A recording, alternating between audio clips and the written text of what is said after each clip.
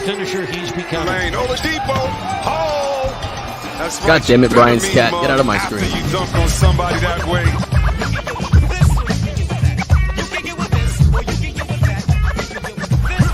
Gonna run it down. He goes with it. Adebayo for the win.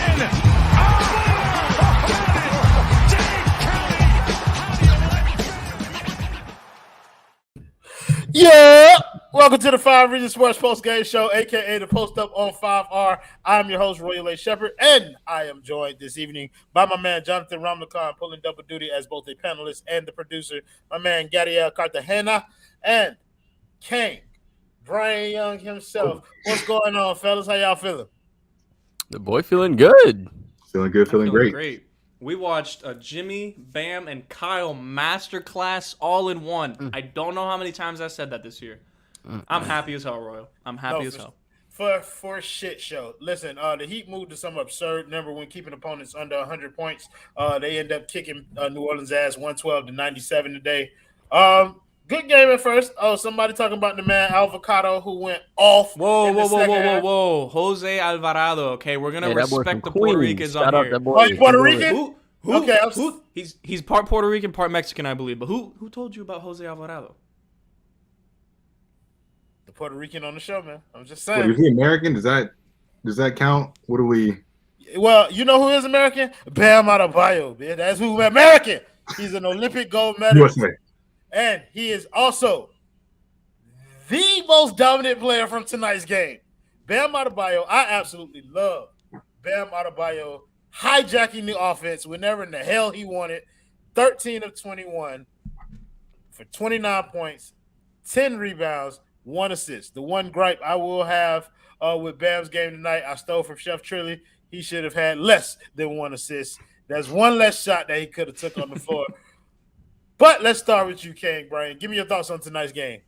Tonight's game was great, man. Like, I feel that it was one of the, and they've had a lot of these games where it feels like everyone, save for, one guy we'll talk about probably later in the show, play well. Like, even the fact that, we're going to talk about Bam, but I want to shout out Jimmy, man. Like, he matched Bam point for point, but it still felt quiet, which is exactly what I want from Jimmy Butler. Like, he was a defensive menace that we're used to seeing.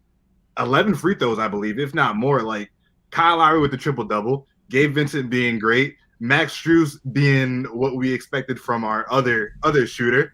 Like, this is a classic Heat win. I loved it. This was a fantastic game to see, and we got to keep it going.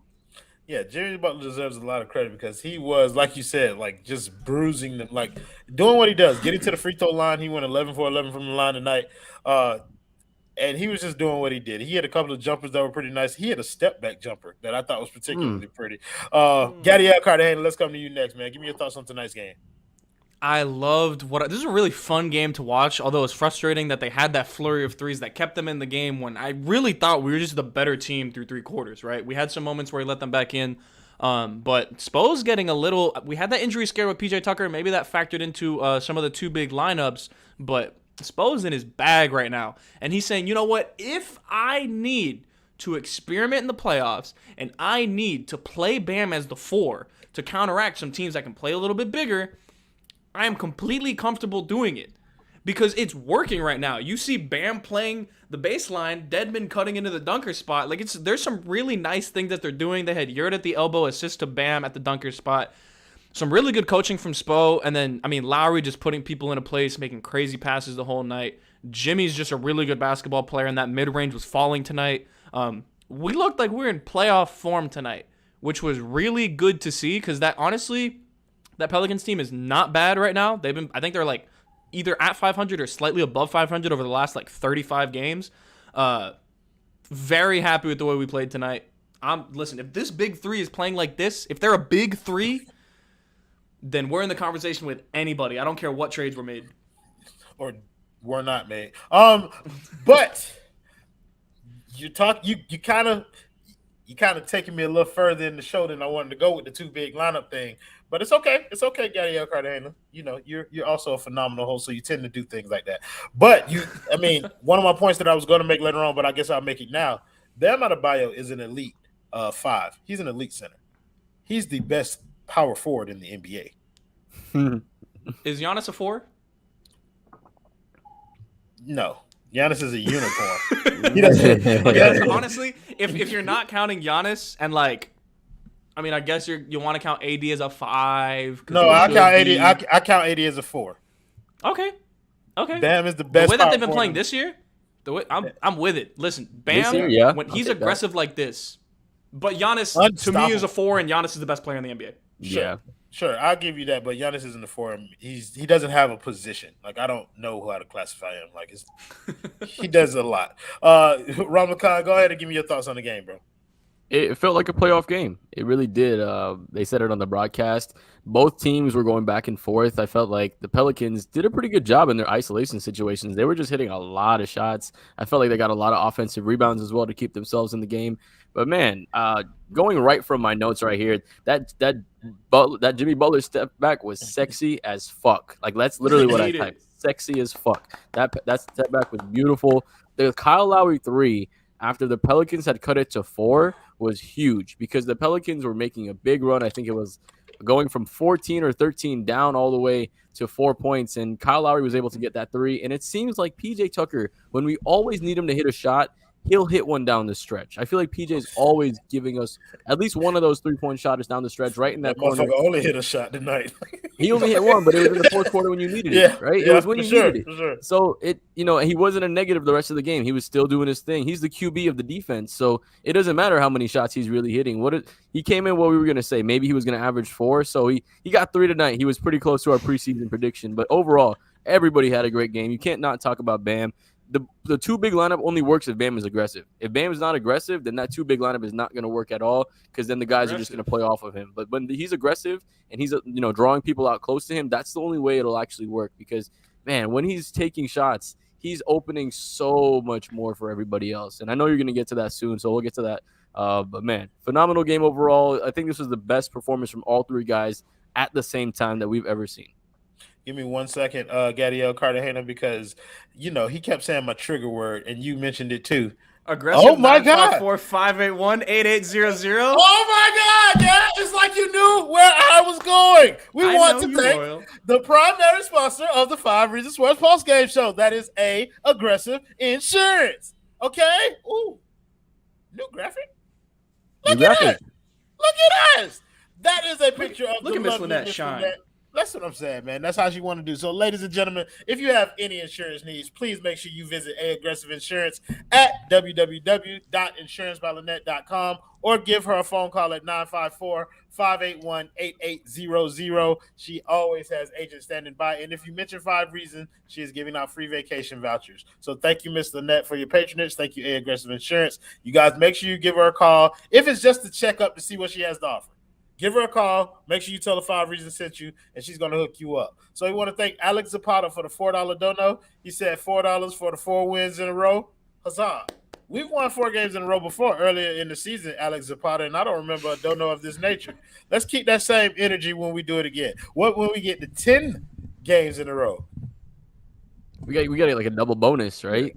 There's like multipliers as we go up. For sure. We hit them incentives when we started to get there. But yeah, I don't really want to talk individual performances, even though we're going to do some of that. But I really want to talk about the themes because Gad talking about Spo being in his bag got me thinking about some of the weird ass lineups that we got to see tonight. I don't even want to kind of hamstring anybody. So Brian, what was the most interesting thing that you saw Spo do tonight with lineups? Easily the double big lineup. And I think that's a product of a couple things. A, Caleb Martin didn't play today. B, I think it's a way to preserve PJ Tucker. We saw a scary situation today. Luckily, he seems to be good. But one way to counteract the fact that they don't have a backup for it yet is playing Bam there, right? And I think that, from the outside, right, there are questions. It worked tonight against the Pelicans. Screenshot. Wait 1 second. I'm screenshotting that. All right. You leave that bitch right there. No, keep going, bro. Okay, all right. Yeah, no. Keep on fucking going. But Bingo. Man, I don't know. Like it's one of those lineups where Bing bong, bitch. I guess again it works tonight, right? And I think that if it's survivable until you get to the playoffs, then hey, you rock with it. But I don't know. It's still weird. I'm not used to it. I'm not used to it at all. I see the potential in it. Not having Bam have to defend the rim. When you have Dedmon or Yurt out there, you can essentially play Bam on the perimeter on defense. On offense, the defense is naturally going to be closer to the rim. You can have either Bam, Yurt, or Dedmon screen on the other side of the court, open up shooters. It's still so weird though, man. Like Spo hasn't done it with a traditional big like Yurt or Dedmon yet. But tonight it worked, so I'm happy. For sure. I thought that was screenshot. 1 second, sorry. Oh yeah. Shout out to Sharapov. Going in the archives. Yep, gotcha. in 4K. I got an iPhone 13 Pro Max, bitch. That means I got the best camera out here. So much energy. But no, I did want to get back to Adam's comment, but before I do that, I want to thank the Unidentified Celebrity Review. Consistency is key, ladies and gentlemen. Make sure you always remember that. Every show, like clockwork. We've gone from under the bridge bum to full-blown liability. Boom.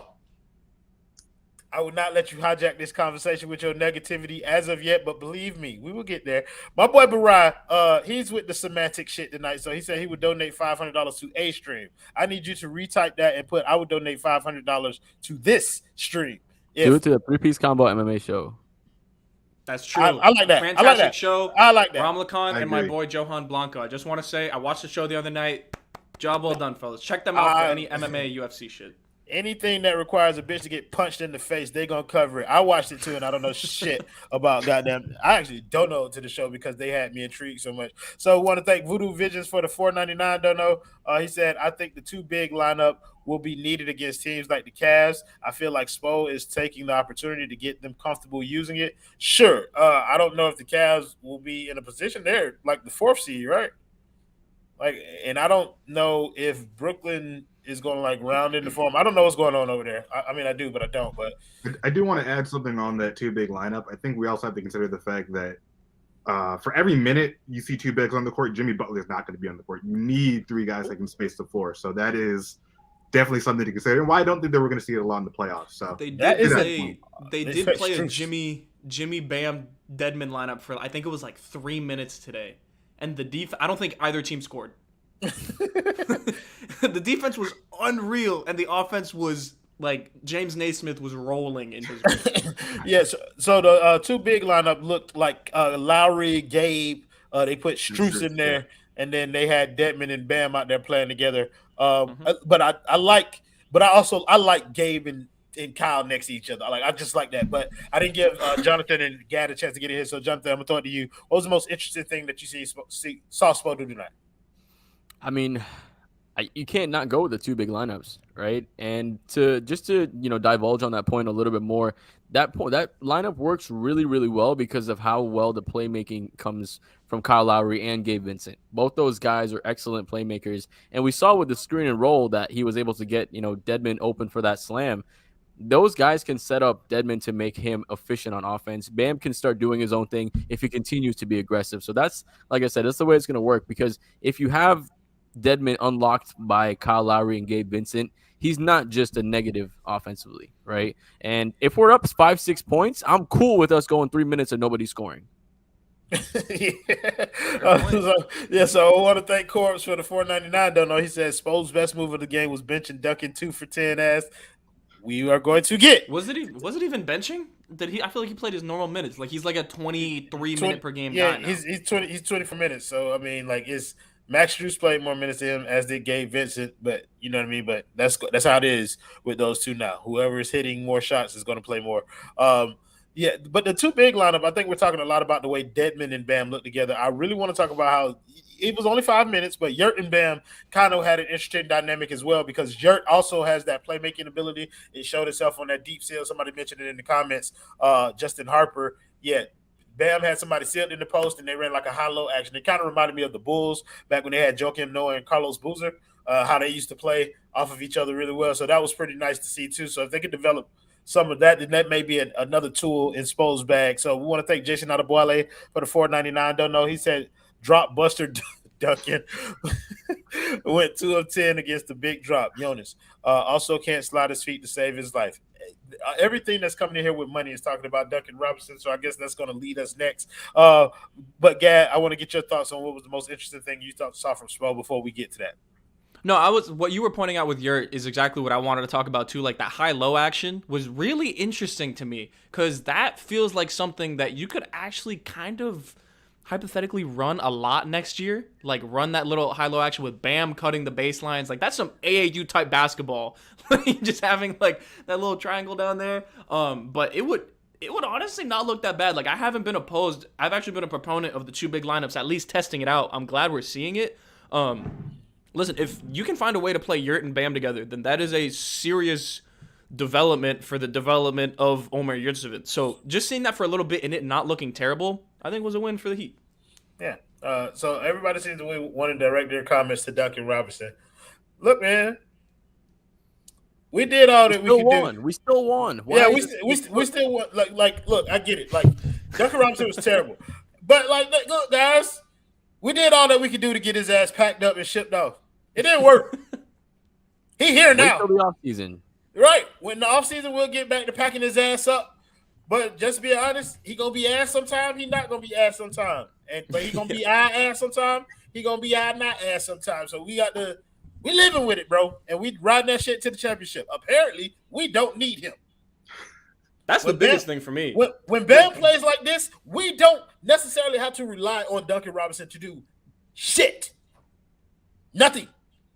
But you know who you should rely on? CPT-Florida for all of your security needs. If you have a small business, please visit cpt-florida.com. Make sure you talk to TJ. Or you can visit their website that Jonathan Ramlicon just pulled up because nobody knew I had that transition in the bag. So please give a phone call to 954-963-2775. They got IT services. They got cloud services, phone services, video conferences, anything that you need to help your IT game run smoothly with your small business. Please visit cpt-florida.com and they'll help you out. So thank them for that. So let's get back to this Duncan Robinson shit. Brian, go ahead. Have the conversation because I don't know what it is. Thank you, Issa Quay. Oh no, this is par for the course for Duncan. Like I feel like we had this conversation every other game where it feels like the previous game we're like, oh, Duncan Robinson's coming back, and then the next game we're like, oh, Duncan Robinson was trash. I feel like this is just what we should expect from him. And like it's not great. It's not ideal. But I think that the positive is that you have Max Strus, who seems to play well when Duncan Robinson doesn't typically. And actually, I was going to say Max Strus didn't play well tonight, but I felt like he had some moments defensively. You got Tyler Hero back there normally. You're going to have Victor Oladipo back. So I think that you can make up for the lack of offense.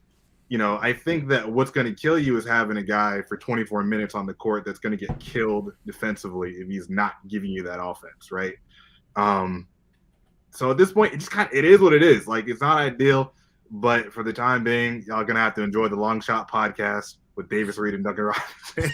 Hey, Gabe Vincent was on it this week, so I'm glued. As soon as I get off this stream, it's in my ears. I'm listening to the podcast anyways. Yeah, I'm going to listen to Bam Adebayo on the Knuckleheads podcast. I already listened to it. Fantastic. Yes, I love Bam. I'm halfway Probably through better it. option. But yeah, like I don't know. Like I really feel like with Duncan, it's just it's like flipping a coin, man. Like there's just nothing else you can say. What are you talking about? We didn't even slander him. Oh, thank you, Pride by Pack TV for the $5 don't know. He said, guys, Duncan is a role player. We don't need a great night from Duncan. Y'all leave him alone. LOL. We are not slandering Duncan Robinson. I don't know why. To the people. Like I don't understand. Huh? That's a fantastic comment by Pride by Pack, by the way. Like that is the perfect way to put it. I think it's less important for Duncan Robinson to be good when you have Bam and Jimmy playing like this. Like nobody gives a shit what Duncan Robinson did tonight because it did not matter. He's a role player. He's gonna have good nights. He's gonna have bad nights. It's magnified when our star players aren't playing like star players. But people want to talk about Duncan in the comments. I'm gonna talk about Duncan right now. Jonathan Ramlicon, Duncan Robinson. And Duncan don't just Robinson. give me the bland nose shit. Give me something else. Like Duncan Robinson, regardless if he's going to hit the shot or not, if he gets too drawn to him, he's always going to find Bam Adebayo in a good spot, right? Regardless of anything else, he probably has the top 3 chemistry with Bam on this team. Like I would say him and Bam probably have a better 2-man game than him and Jimmy because him and Jimmy don't really, him and Jimmy really don't do much together. So if Duncan's not hitting, like you said, it's really more magnified if the stars are not playing well, but he's still going to be getting everybody else open because dudes are deadly afraid of him. They're not going to leave him wide open. Sure, he's going to miss some shots at time, but proud by Pac. I mean, I don't know why nobody really said this before. I'm sure maybe somebody did, but he's just a high-paid role player. He's not getting super max money, but he's a high-paid role player getting paid for the stuff that he did for the 2 seasons previous. He was shooting lights out. And sure, he's not going to shoot lights out every single night. Not every shooter, is going to shoot lights out every single night, but he's going to have his good games. And when he does have those good games, that's just going to make everything better for everything else. Like, imagine if he hit 2 or 3 more threes. This game would have been out a little bit earlier, right? And the only reason they held on is because Alvarado was, banging in the second half. So, it's okay if he doesn't hit the shots. We have a Max Strus as a backup just in case anyways. So we're good. We have the insurance policy. We already have, the high paid role player. It's going to work out either way. We'll be fine. Ariel says, nobody's going to get mad at you. He says, I'm going to state the fact that everyone here will get mad at me. Duncan Robinson is a last minute of the game up 15 substitution. So what? As long as we're winning the fucking game, I don't give a shit where Duncan Robinson plays. Thank you, Voodoo Visions, for the $4.99 dono. He said Duncan was covered tightly tonight, but am I the only one that feels like Max started taking Jimmy's tendency by playing the passing lanes? I'm guessing is what he's saying more lately. Max Strus is a horrible defender, and I don't care. I agree with this, though. I feel like Max is actually starting to guess on some passes. Like, it's the slightest of bits of development, but at least there's some times where, like, he will actually read a pass before it's coming and steal it. I don't know if there's numbers to back that up, but I agree with this. Sure, but he's still a horrible off-ball defender. Yeah, I don't understand. Like, thank you for giving me money, but I don't care what tendencies Max tried to steal. He's bad at them. Like, who's that guy that's on the Dallas Cowboys that either gets an interception or gives up a touchdown every time? Trevon Diggs. Exactly. Yeah, he has amazing hands for a cornerback. Well, yeah, I don't think Strus will ever get to the level of getting 11 interceptions, but I see the idea. Yeah, idea. Yeah, you either get it or you don't. Yeah. You either get it or you get cooked. Because he has no recovery speed whatsoever. Jesus Christ. Gad, I don't think we let you talk about Duncan Robinson. But go ahead. You get your shit off. No, like Duncan is a 3-point specialist. For better or for worse, that's going to be a high variance player, right? There's going to be. I'm just glad that we're at the point where we might not need a Duncan Robinson to play well like we did last year in order to win some games, and we have for the last few years. We can win without Duncan playing well because even without Tyler Hero tonight, even without Caleb Martin, I mean, they still won this game handily with only 3 players really playing well. Like, that was all it was. It was just Jimmy, Bam, and Kyle. So the fact that you don't need to rely on Duncan is a plus in and of itself. If he plays well, we're probably winning the game. And he's not losing us the game. I thought Duncan made some good passes tonight. He was doing a good job feeding Bam. Obviously horrible from 3, but like it is what it is. He had a nice finish in the lane. Like, I'm just going to try to pick out some positives here and there. He is what he is at this point. He's just a very inconsistent player. Is the money going to be justified? No, but he's still opening it up for Jimmy and Bam, and they're taking advantage of it right now. I'm not going to complain too much because there's no more trade deadline. There's no more alternatives. This is who we're going to have to ride with, and that's it. Like, I'm not going to make a big deal about it. A Duncan game, good or bad, is just going to be kind of whatever to me. Yeah, like that's what I want y'all to understand about this. Now that we understand that Duncan Robinson is going to be here for the whole season, talking about trading him just isn't fun anymore. So we're not at all. It's old. It's old. It was over at 3:00. So Duncan slander, for better or for worse, is us actually trying to like figure out how he can become better for this team because he's going to fucking be on it. So, did you guys like all that positivity? It was fucking mind-numbingly boring to me because I just want to call Duncan a fucking bum because that's what he was. And we'll get there eventually. I'm already there. He's a fucking bum tonight. Like, so what? Duncan slander. He was bad. Oh well. He was terrible. Who cares? We won by a lot. This is the least of the takeaways from today. Right. Question. To answer this, the answer before was 100%. The answer still is 100%. So, but I don't know if you want to get into this, Royal, and actually, because this is a good question. Oh, what the chances of Miami getting out of the East with the moves that were made? We're winning the fucking title. I don't know if you saw us play basketball tonight, but Bam Adebayo averages 29 points per game in the last one game. So I just want to put that out there because I learned this move from Sean Rochester, who can take any sample size and make Duncan Robinson a 40% shooter. I guarantee fucking it. He find a way to make that bitch shoot 40%. But go ahead, Gadiel Cartagena. I just want to throw out this fact out there because I was looking at it during the game, and then at the end of the game, I did a little bit of math. Bam is averaging 16.6 field goal attempts over his last 5 games. That doesn't include free throws. Just field goal attempts, which means he's probably looking at the rim close to 20 times a game, including free throws.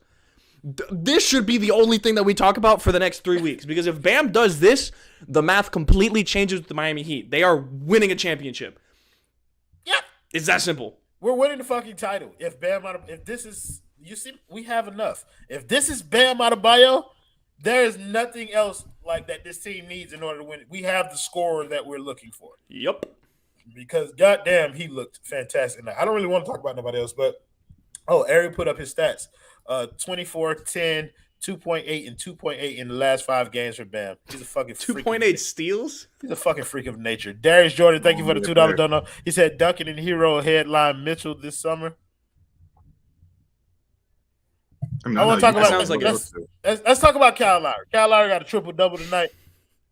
And 3 touchdown passes.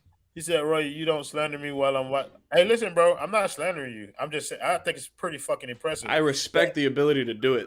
Right, because when we're talking about Duncan Robinson shooting 31% in the past 10 games, you're giving us 2.5 fucking months where Duncan Robinson has shot 40%. Or it could be 3 games, or it could be 10 games. But goddamn, for some reason, your math always adds up. You better with a calculator than I am, motherfucker. So let's talk about Kyle Lowry. Kyle Lowry got a triple-double today. The part to me that looked the hardest for him to get was the points, because everything else he was cooking, bro. And so let's throw this. Gary, we'll start with you with somebody. We haven't started with you tonight. Kyle Lowry, talk about how great he was tonight, because bro was balling. He's so smart, and it feels like obviously I've been one that has harped on rim pressure, right? We don't get enough of rim pressure, this, that, and the other. And like that's going to be one of the downfalls of this team until Depot gets back. And I mean, we've kind of gotten some of it back from Kyle and Gabe and whoever and Hero stepping up. But Kyle, like, he kind of generates rim pressure just by getting the ball to the right place almost every single time. And, like, he mitigates, like, the lack of shooting that Jimmy and Bam have sometimes. He always finds people in, like, the shooter's pocket. It's just really easy for people to play around him. No, Kyle's ridiculous, man. He just helps his team so much. And his shot is starting to drop 60% on some pretty nice volume over the last 3 or 4 games, I think. I don't know how many games he's been back. But since he's been back, I think he's hit over 3 threes in every single one of those games. That's also a huge, huge development. Like, that's something we need to talk about. Because if Kyle goes from being a 30, 31, 32% shooter to Kyle Lowry, which we've seen over the last 3 or 4 years, which is more of like a 38, 39% shooter, then that is kind of like your Goron offensively. And we have a lot more than we did in the 2019-2020 season off, like, in addition to our stars. So, man, Kyle's the best. Can't appreciate him enough. You're talking about Kyle Lowry generating rim pressure with getting the ball to the right spot. It's not just that. It's the effectiveness that he is pushing the pace with the ball. Like, Jimmy Butler is eating a lot because Kyle Lowry is hitting him very early in every possession. Like, it's like every time he touches the ball in the backcourt, I'd rather see this bitch dribble. He just throws the ball up the court. Sometimes it's fucking frustrating, but most of the time it turns out to be something good for Miami. Jonathan Ramacon, where are you on Kyle Lowry? How much did you love him tonight?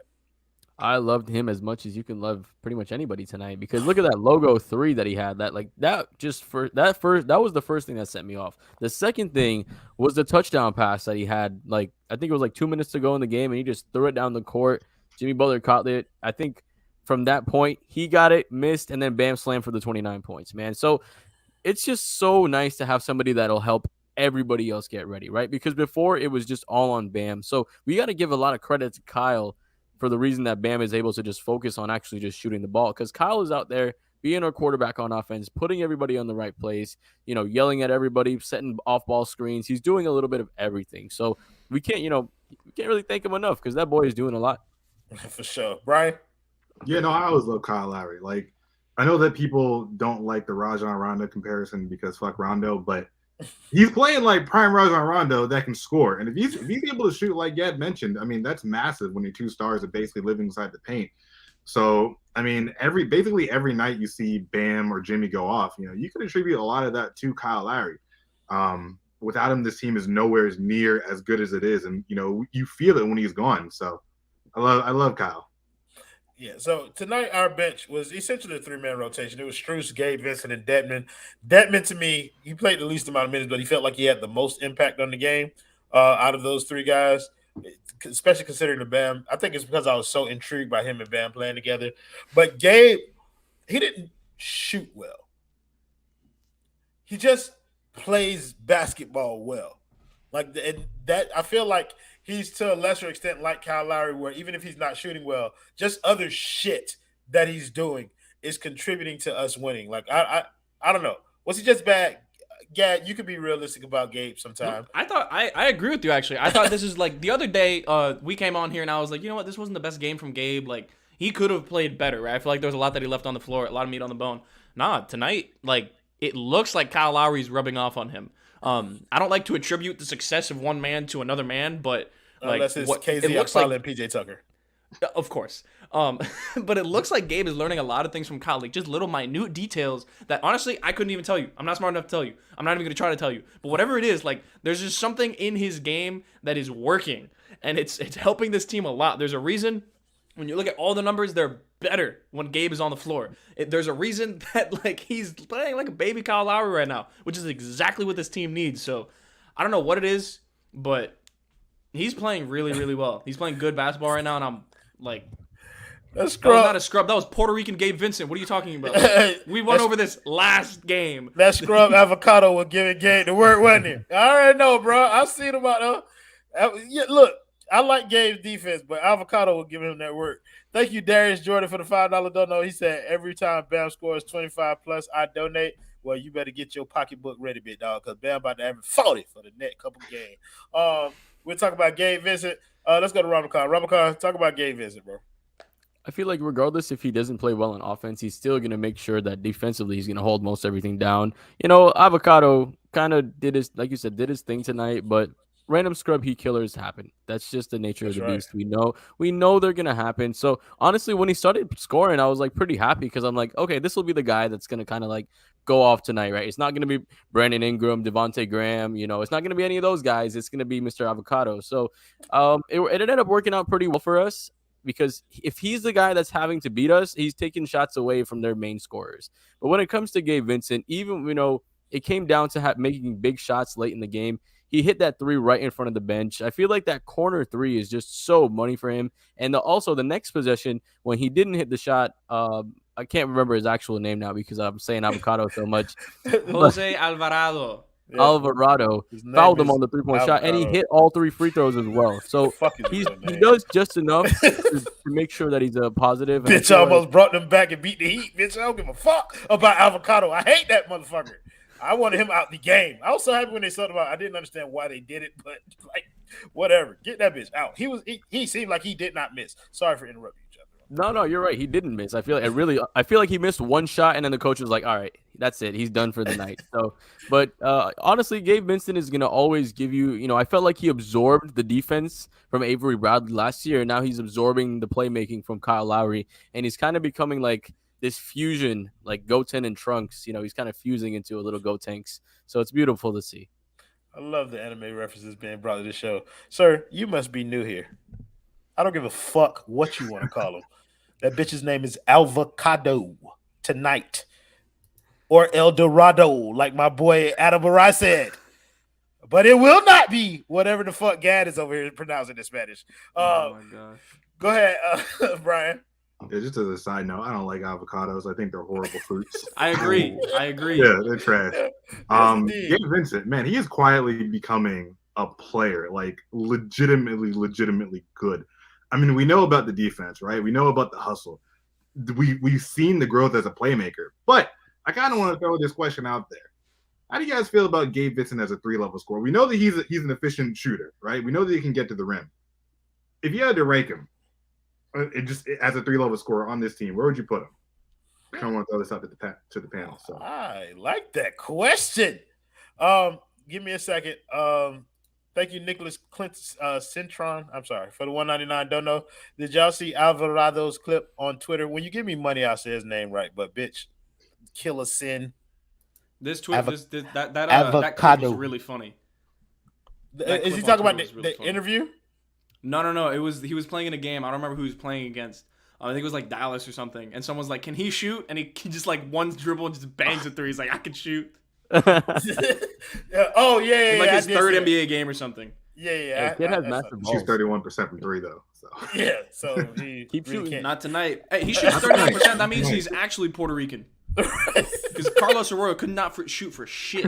Not in the NBA, but he could everywhere else, like in the Olympics. Hey, I have the poster right there. That Signed. boy was a problem. Okay, but no, I want to get to Brian's question. If you had to rank Gabe Vincent as a 3-level scorer on this team, I'll go first. So he's behind Tyler. He's in front of Jimmy. He's in front of Bam because Bam doesn't shoot threes. Putting Lowry ahead of him. Lowry's the where I'm at. Like Gabe is either 2 or 3. We here. Let's go. Gabe is either 2 or 3 in my opinion, in terms of 3-level scores on the team, and I think I'm leaning 2. I feel like he would be 3 if Lowry like focused on scoring more. Right, but I feel like I'm leaning 2 because Gabe is more aggressive in terms of looking for his own shot. But that's a damn good question, Brian. Ramakan, let's come to you next. Where do you rank Gabe in terms of 3-level scoring? Somebody said they put Caleb. Yeah. I was actually going to say that. That's a good point. Yeah. I forgot about Caleb, but yeah, Gabe's a better shooter than Caleb. But who's better? Who's better at the rim? Caleb. Right. Caleb by far. So but Caleb doesn't really have an in-between game either. Caleb is either 3 or dunk. It's no mid-range in there. I feel like he Gabe could get to that in-between. I think he could, but Gabe already has it. Actually, when Jimmy Butler was out, Caleb Martin hit a couple of mid-range shots. Yeah. Sure, but I'm still putting Gabe ahead of him because Gabe more consistently is hitting that mid-range shot, and Gabe is like... Okay, Gabe Stan. Yeah, Let's like, go. I'm sorry. It's tough. Game time. We up. Game hacked on the fly. We here. But yeah, he's definitely a cool. But go ahead. Yeah. So I mean, Hero's definitely number 1 as far as that. Yeah. How is he? Is he really that good at the rim? I feel like sometimes he doesn't maybe take as many rim shots, right? Like Gabe. Like how often do we really see him in the paint? I see him take a lot of mid-range shots, but I don't see him take a lot of layups. He normally, because like for him, like a rim shot is probably not that great of an attempt. So defense is collapsing. He's gotten really good, and when he's going, he sees the entire right side or like whatever side of the floor. He can kick it to whatever side of the floor when he's driving under the basket. Like he's gotten to a point where he's a very good playmaker off of the baseline, off a drive. So like I feel like that's part of why he doesn't go up at the rim much. But like he also is 6'3" and not crazy athletic. Like he didn't have bounce. So like, so I get it. So then is he 3-level or is he 2-level? Because I mean, that's a fair he doesn't question. really. That's fine. He could be a 2-level. Really have I don't that care. paint pressure. Like he doesn't put pressure on the rim like that. He's a great mid-range shooter. Like I feel like he hits turnaround Jays at least once every other game, and then he's an excellent 3-point shooter as well. But when it comes to the rim, I don't see him getting to the rim quite as much. So I'm not sure if he's really a 3-level or a 2-level on like the opposite end. Like Jimmy's 2-level as rim and mid-range. He's the opposite. He's a 3-pointer and mid-range. I'm with that actually. I think Shout out to these folks. Issa Quay, 395 watching, only 60 likes. Y'all know I end this bitch early. Somebody get this video up to 100 likes for me, please. Make sure you subscribe to the 5 Reasons Sports Network if you're not subscribed. Somebody said, "How about the best 1-level scorer, Jimmy Butler at the rim?" that's he's a man. He is such good touch. It's unreal. He is hell. He will miss a couple bunnies, but goddamn, he is hell at that shit. But go ahead, Gad. I want you to kind of rank it. Where do you put Gabe in terms of 3-level scores on this? Now that we broke it down, because like I don't know. I think back to when I was at that Hawks game and I was watching the warm ups, and Caleb probably hit like 40 of 42 like pull up mid range jumpers. Like, he can shoot the mid-range. I wholeheartedly believe that. So I'll put Caleb 2. Lowry, I'll put him 3. They're kind of both in the sense that they don't get to the rim. But I think I'll give it to Lowry just because I feel like he does have that ability. So I'll put Gabe 4. No disrespect. I still love my guy. He's one hell of a basketball player. Yeah, I'm still leaving him at 2. I don't give a fuck about none of that shit that everybody talk about. Bam's gonna be the best 3-level scorer. Yeah. Bam's probably the best 2-level scorer on the team. Jimmy's the best 1-level scorer. And I don't know if I agree with that. What? That Bam's the best 2-level scorer? Yeah, I think Jimmy is. No, I'm taking aggressive Bam. Mid-rangers here. Aggressive Bam is the best scorer in the NBA. But aggressive Bam is also a part of just Bam as a whole. Like aggressive Bam this is year, a Hall I'm of giving it to Famer. Jimmy. Aggressive Bam is a Hall of Famer, first ballot, easy peasy, beautiful cover girl. Fair. Easy first ballot Hall of Famer. Who else we got to get to tonight? PJ Tucker almost got hurt, but he came back and played. I was furious. Sit him out the rest of the game if that happens again. But PJ Tucker doesn't need to score to be great at basketball. We've said this 1,000 times. Yeah, you saw it too. Go ahead. He said Chris Silver, 4-level scorer, still in contracts. For sure, Draco. For sure. He is, though. Somebody says definitely Jimmy. Yeah, I guess he's definitely Jimmy. He's the best 3 levels. But yeah, I want to talk about somebody. That was Ariel Atias. My bad.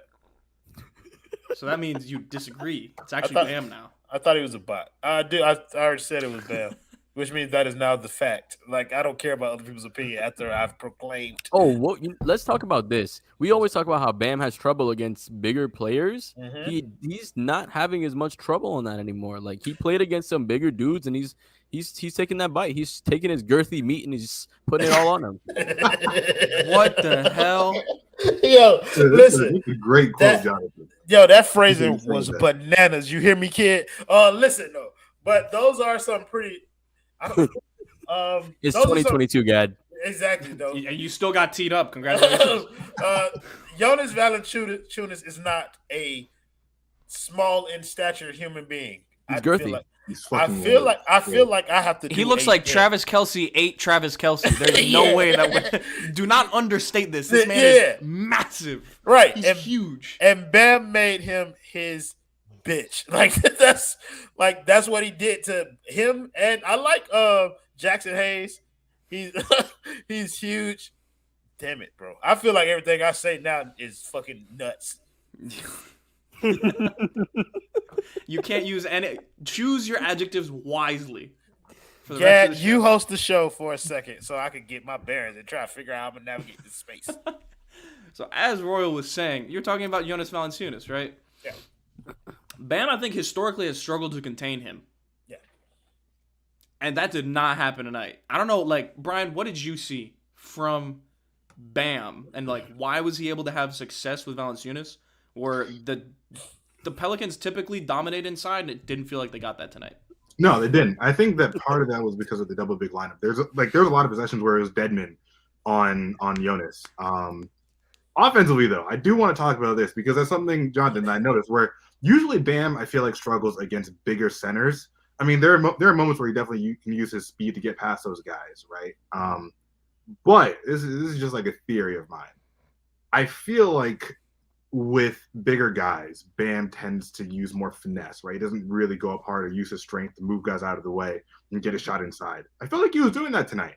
And like, again, I think this is one of those topics where I'm not necessarily qualified to comment on, but I feel like Bam doesn't necessarily realize how strong he is. Like, yeah, he's 6'9", but he's a massive, like, strong dude. Like, there's girthy. Yeah, he is girthy. That's a fact. I remember, like, in his first or second year, there was an article about how Bam was breaking all of Alonzo Mourning's records in the weight room. Like, Bam is a strong dude, man. I feel like if you're going up against a guy like Jonas, you can use your strength. Like, you're not going to get a foul call versus if you're posting up a smaller dude and you knock him over. Like, yeah, it's going to be an offensive foul all day. But versus a guy like Jonas, yeah, move him out the way. And I feel like Bam's kind of recognizing, like, hey, I can actually bang with these dudes inside. I mean, he doesn't have the best post touch, but tonight was dropping for him. So I think it's just that progression of Bam kind of realizing, like, when to use strength and athleticism, when to use skill. And tonight it worked. I think Bam needs to add one phrase into, like, his lexicon when he's playing basketball. That phrase is little bitch.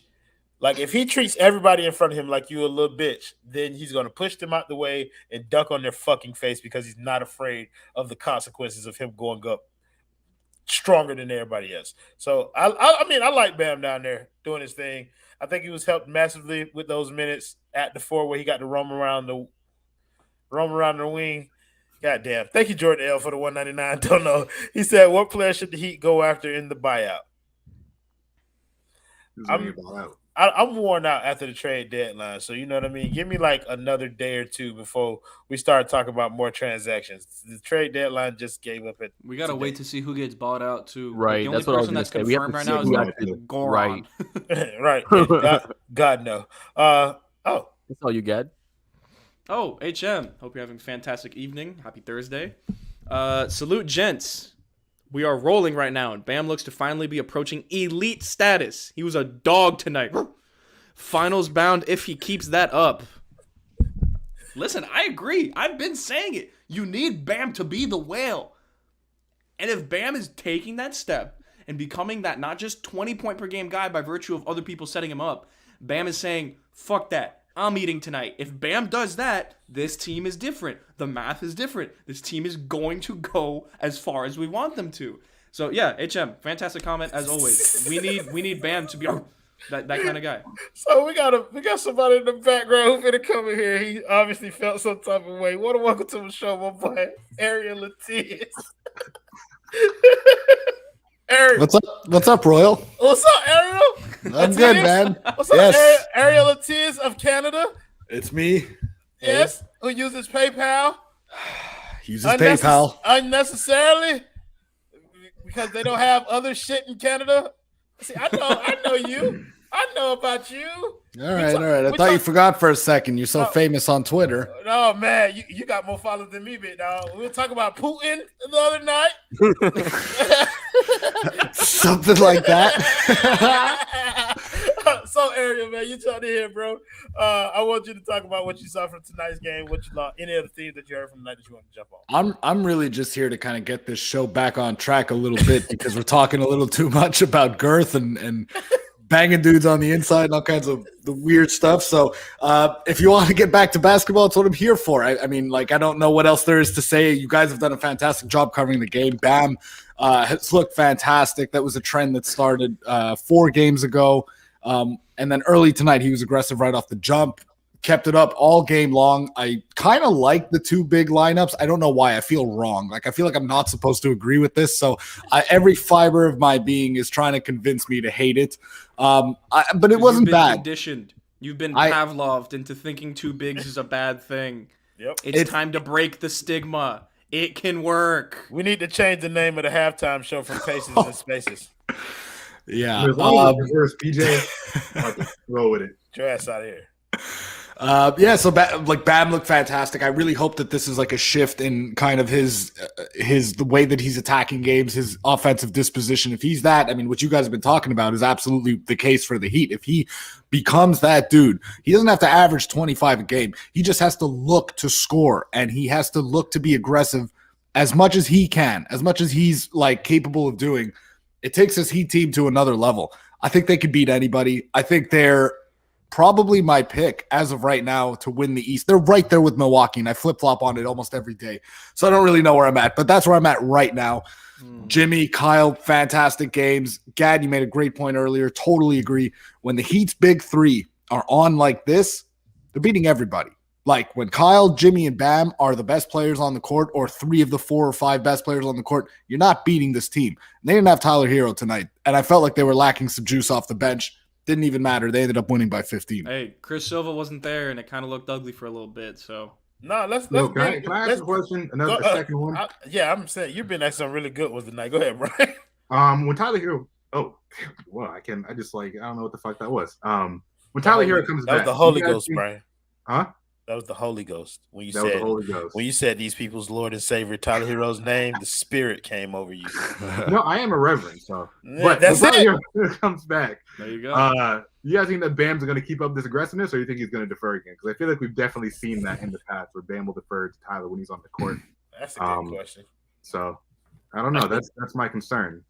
I think we're going to see him take, some steps forward. We're going to see him take a little step back, right? We're not going to probably see this consistently all the time, just to be honest, right? I want to see him do it, but he might take a little step back before he continues to take that next step forward. So don't be surprised if we see a little regression on the amount of shots that he take. But, Ariel did mention that we were missing a little bit of juice. I felt like we were actually missing a little bit of smoke. So if you want a little bit extra smoke, go to City Cigar Lounge. Ooh, They'll take care of you. Wow. They got Damn. 350 scotches, bourbons, whiskeys, tequilas, 50 plus brands of premium cigars. They got large, comfortable leather chairs. It's a whole environment. It's not just for what they're giving you. They're giving you an entire, pretty much a whole vibe, right? They got a great food menu, happy hour, and game specials. And we're going to have 5 reason watch parties there. So check out everything that they got at citycigarlounge.com and go ahead and check them out whenever you head out over down to South Miami. Back to you, Royal. Whew. How am I supposed to follow that? Hey man, that's the best one we've done ever. I think. God, bro. That was the fire. The fire that came out Transitions of that are on fire tonight, I have to say. man. Just like our transition points with Kyle Lowry pushing the pace out there, man. Boy, pushing P, man. That God, the bars are everywhere, ladies and gentlemen. Be grateful. Give us money. Yeah, Y'all talking about PJ Tucker?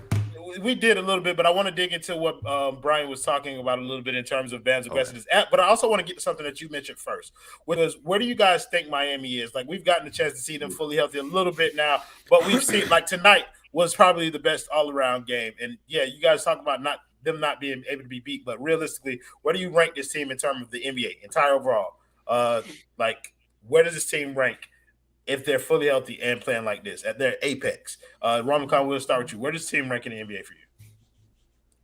Shit, I'd put them second, right? And that's being a little modest. Like, if this team has everybody and they're playing at their highest level, that means that defensively we're the best team in the league, hands down, right? And offensively we're a top 5 team shooting. We're a top 5 team shooting 3-point percentage, right?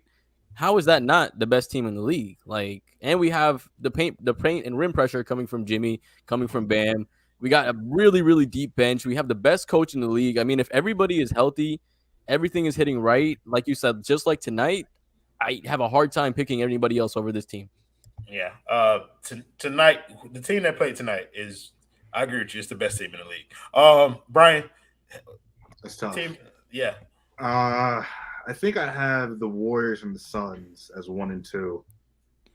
I think that the Heat could be number 3. Like, I have the Heat in the mix with the Bucks. I don't know how Philly's going to look. I don't know how the Nets are going to look. So those are the 2 big questions. Plus, Victor Oladipo's coming back. We have no idea. Like, he changes the ceiling of this team completely. And not that they need him. Like, they've been great without him, obviously, all season. But if he's 70% of what he was, you add that to the best team in the East. That's a whole other problem. Like, I think I have him anywhere between like 3 and 6. Let's just say that. That's about there.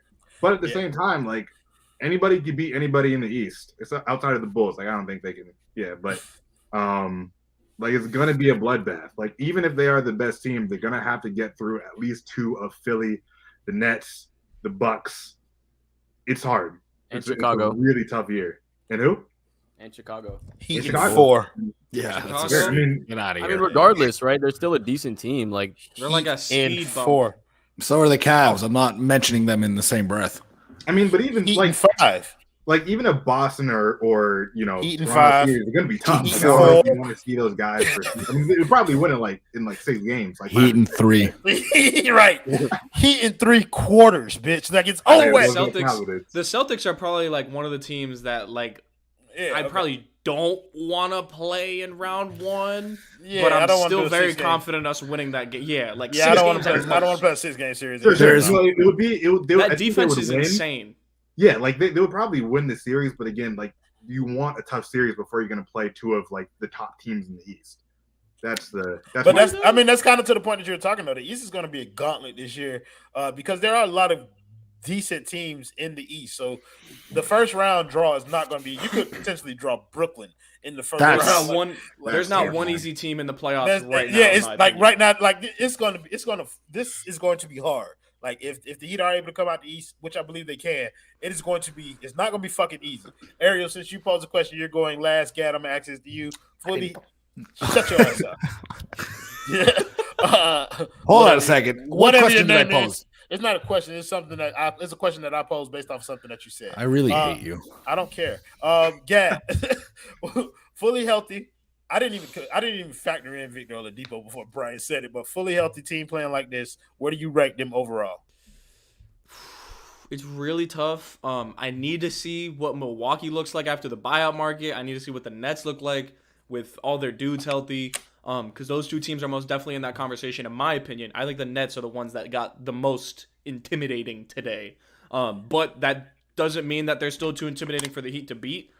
As currently constructed, I think Giannis is the best player in the NBA, so I'm probably taking the Bucks over them for the time being, but I need to see what moves they make. If they don't win the buyout market, there is most definitely a conversation to be had that we can beat them, honestly, in 6.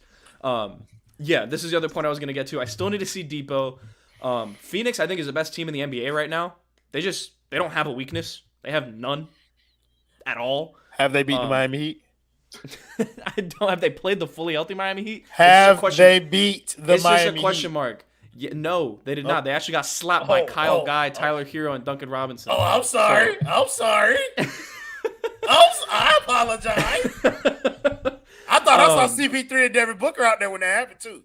I could have sworn. No, they were fully healthy. I'm not making excuses at all. Okay, I was just I'm just saying the X's and O's just change when both teams are fully healthy. I think we could beat the Suns. I do think the Heat could beat the Suns in a series. Don't get me wrong. I'm just saying right now the way that they're playing, they're the best team in the NBA. I'm not saying I would take the Heat over them or the Suns over the Heat, but I might take the Heat over the Warriors. Oddly enough, I don't know if that's a hot take. I actually really would like that series. It would be one hell of a series, beautiful basketball all the way around. But I think we're third, and there's potential to go higher. Yeah, I think I have it flipped. I think I would pick the Heat in the series versus Phoenix. I would probably pick the Warriors if they played the Warriors. Like, I don't know. Like, I don't like the Draymond Bam matchup. I don't. Really? I don't. Interesting. I don't. Draymond is extremely smart, bro. Like, he's a genius, bro. He's a genius, bro. And I think he can come up with a plan to like make anybody struggle. And in order for us to win the title, then we need dominant Bam. And I like Bam over DeAndre Ayton because Ayton sucks. Fully healthy. That's interesting. I think I might take the Draymond matchup over the Ayton matchup defensively for Bam. Oh, defensively for Bam. Yeah. Right, but I'm talking about offensively. I'm talking about with that player guarding that person. Oh, you talking about with Draymond guarding Bam? You'd rather Draymond guard Bam than DeAndre Ayton guard Bam? In a playoff series, yes, honestly, I think so. No, I disagree. I want no parts to do with Draymond. Yeah, I don't think so. Listen, I think Draymond's a top 2 defender in the NBA. I understand that. Right, but I think, Bam like, the thing is, you can still have a rim roller that does a lot of damage against Draymond. You cannot have that against Ayton. Like, he's wiping away the rim attempts for Bam, in my opinion. The thing with those two matchups, comparatively speaking, is that with Draymond, I don't think you get much of anything. I think the rim attempts are harder as well because he's a good defender. Like, he can stay in front of you, he can bother you, he can recover. Whereas with Ayton, you're right. Like, it's harder around the rim, but Ayton's not going to be guarding Bam effectively all the time out 18 feet, 17 feet. At the very least, Bam will have an area that he can take advantage of if he chooses to. So thank you, Jet Law, for the $2 donut. He said Bam, Tucker, Butler, Martin, Oladipo ranked defensively number 1. Here. That's the best defensive 5 in the league in a while. Do not forget Gabe Vincent out of that list, Bucko. Yeah. Royal's not going to go to me because he doesn't remember that I'm on the show, but that's okay. I'm gonna weigh in on Brian's question here. Brian, by the way, who posed the question, not Ariel. And I 100 I'm just gonna put this out there right now. I agree with a lot of your takes on here. I think that right now we're assuming everybody's healthy, everybody's playing at their apex, right? I'm gonna preface it by saying, like Adam said in the comments, I've been saying this all season. It's hard to project exactly what we're talking about here because we don't know what the Victor Oladipo card is going to be. I'm going to have a modest projection just for the purpose of this exercise. I think the Heat, if they were to come out of the East, they're healthy, everything's clicking, they beat whoever comes out of the West. I'm taking them over the Suns. I'm taking them over the Warriors. I think the Heat have the best defense in the NBA. I don't care what the numbers say right now. In the playoffs, when they're healthy, they have those 5 or 6 core guys, 7 core guys who can defend at a borderline elite to elite level. You're not scoring on that team. That's the graphic I was thinking of. And so the only team that I think really that I'm not very confident or better than 50% confident would be Milwaukee. But Milwaukee's bench sucks. Like, their role guys suck. I know they brought in Serge Ibaka. They need to win the buyout market. But they almost like gave up on their bench to win the buyout market, which was really weird. Yeah, their they moves have to know something, or they're just stupid, which would be great for us. right. Like some of the moves, like if I'm them, I'm keeping Dante DiVincenzo. I think I can get another big somewhere on the buyout market. There must be somebody out like Serge Ibaka is kind of washed. He's not very good anymore. I don't know if he can stay healthy. I don't like the move for them. I don't trust their 6 through 10 in their rotation or 6 through 9. I just don't trust it. The Heat are better for sure on the bench. And so I just think the Heat have more depth. I think the Heat are better defensively, although the Bucks can turn it up to an elite notch. And I take the Heat over every team in the NBA if they're healthy right now. I reserve the right to change my opinion. I think the only other team that gives me pause right there is Milwaukee. This is a stimulating conversation that we're going to continue off air, but we've held these people here for an hour, so let's get to these next game predictions, and then we will get out of here. So, on Saturday, we are taking on the Brooklyn Nets, who, like Gad said, they became the scariest out of the bunch today. 9-game losing streak. Yeah. Isn't it 10 after 10, tonight? I'm pretty sure it's 10 after tonight. They lost to Washington. I thought it was 9 tonight. Damn. Yeah, I watched a lot of that 10. game. That's tough, but you throw Ben Simmons into that thing. He's not playing. Not this year? No, this Saturday. No, I know, but I'm just saying, like overall, when you throw him in there, it's gonna be a good team. And Seth Curry. Yeah, it's gonna be tough to fuck with them boys. But in the meantime and in between time, that's not the version of these hoes that we play. We're playing this mentally broken team that has a person. Where we're in Brooklyn? Oh no, we're home. So that means that Kyrie's coming. Boo. Jonathan Ramka, the boy feeling good? The boy feeling phenomenal. We're gonna destroy them. They just lost 10 in a row. They don't have anybody. They just traded James Harden. Kevin Durant's hurt. Ben Simmons not going to play. Even if he was going to play, he's not going to hit anything anyways, unless the side of the backboard. So, the boy feeling good. We're going to get this shit done. And like you say, we're going to blow this shit out. Fantastic response. Gadiel Cartagena. Blow that shit out. No question. Thank you very much. The boy is feeling like we're going to blow that shit out. This should be in – is this game on national TV? I think it is. No, it's not. What? Oh, they got lucky this time. Our next nationally televised game is against the New York Knicks. Of course. Why? Well, that's a good one too. Everybody toss your head back in laughter. I hate watching them play basketball. I love watching them lose. Brian Young, the boy feeling good? The boy feeling great. The Nets are terrible right now. Like it's my only concern is Kyrie getting everybody sick. That's it. Right, well, this is gonna be the one game that we play with masks. So he's about to blow that shit out. Fuck Ariel Latiz. I didn't know he was here. Ariel Latiz, the boy feeling good? The boy's feeling good. He's overlooking your slights at him. He's going to try and not be emotional tonight because the Heat had a big win. The Nets stink. They're coming into Miami where the Heat are 18-6 on the season. Hopefully you get Tyler Hero back by then. And even if you don't, you're going to blow them out. You're not snapping the 10-game losing streak. They're going to kick their ass Heat by, 15-20. Yeah, the Heat about to blow that shit out, bro, because Brooklyn is reeling right now. I'm assuming that the season is going to turn around for them at some point. Steve Nash is a bad coach. What team can I really quick? I'm sorry. I know we're wrapping up. What team has ever been able to turn a season around after losing 10 straight? And you're bringing in Ben Simmons to be the savior? Simmons? What was the 30 and 11? You don't remember them? What happened? They make the playoffs? No, they didn't make the playoffs, but didn't they turn that bitch around though? Somehow. How many? You can literally think of one. But I did though. I know because we're Heat fans. I'm just saying. I know Ricky would know this. I don't know the reasoning. Oh, I don't. Okay. You good? I don't know the reasoning behind it. Okay, can you guys see me now? My computer just completely glitched. Yeah, we can count it.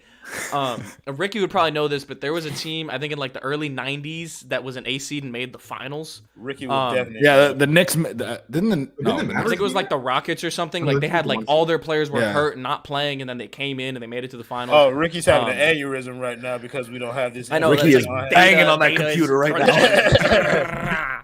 Obviously, it was the 1987 Vancouver Grizzlies, whatever the fuck he finna tell us. Yeah, the Nets are going to be a really interesting team to watch. Yeah. Interesting, I agree. Yes, very interesting. Sure. It's always interesting watching the dumpster fire. So, like we already told y'all that the Heat finna blow that shit out. What I mean, Saturday? That means we got a couple of days rest, boys. Yeah, boys, kick your feet up, take the night off, whatever. Thank you guys in the comments as always for joining the show, making it much more fun than it would have been without you. Thank you to my guy Jonathan Rumlicon, Gadiel Cartagena, Brian Young, and Michael Christian. How dare you? For joining us tonight. This guy's really good. You know, you should give him a follow at Michael5RSN. We'll definitely have him on more times in the future. Yeah, man, good show tonight for you, bro. It's good for you. Good for you. Thank you, bro. You just pumped Michael's following up. It's nice of you. He's a good dude. He deserves it. Play the video, Jonathan. Jimmy Buckets! Clutch time! Tyler Hero, what a finisher he's become. Lane, Oladipo. Oh! That's right. You better mean mug after you dunk on somebody that way.